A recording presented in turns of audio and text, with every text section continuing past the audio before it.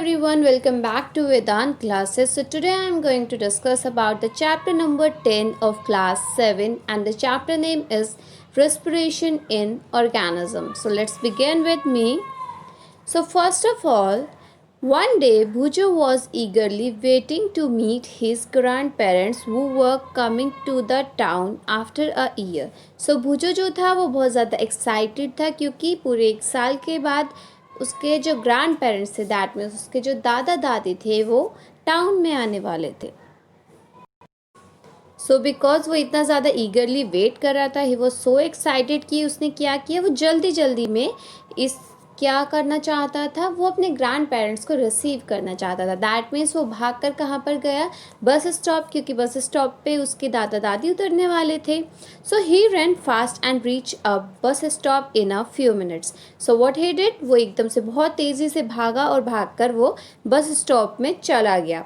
And वो भी बहुत ही कम टाइम है. That means he because he was running, so he was running in a fast speed. So वो फ्यू मिनट्स में ही वहाँ पर पहुँच गया.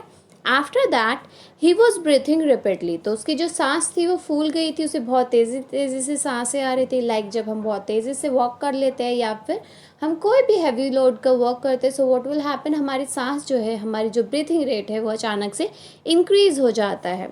सो his grandmother ask him why he was breathing so fast. So उसकी दादी माँ ने पूछा कि तुम इतना हाफ क्यों रहे हो, तुम इतना तेज से सांस क्यों ले रहे हो.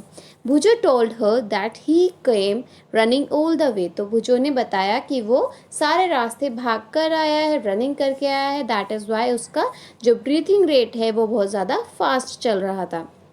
But the questions got stuck in his mind. He wondered why running makes a person breathe faster. अब भुजो के दिमाग में एक क्वेश्चन आया कि अरे what is the matter, ऐसा कैसे है कि मतलब कोई अगर भाग कर आ रहा है कहीं पे तो उसका ब्रीथिंग रेट जो है वो कैसे एक रनिंग जो है वो ब्रीथिंग रेट इंक्रीज या डिक्रीज कर सकती है.